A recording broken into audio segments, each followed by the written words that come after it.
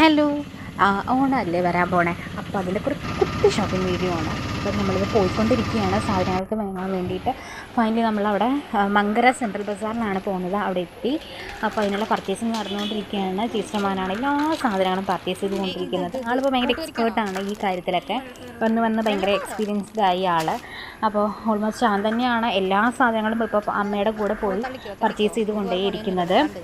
Finally അവിടുത്തെ എല്ലാ ഷോപ്പിങ്ങും ഇന്നത്തോടു കൂടി തീർക്കണം എന്നുള്ളതാണ് അമ്മയുടെ പ്ലാനിങ്. അതായത് ഡ്രസ്സ് കാര്യങ്ങളെല്ലാം ഇന്നത്തോടു കൂടി തീർക്കണം. പിന്നെ ബാക്കി തിരക്ക് പിടിച്ച ദിവസങ്ങളാണ് വരാൻ പോകുന്നത്. അതുകൊണ്ടാണ് അങ്ങനെ.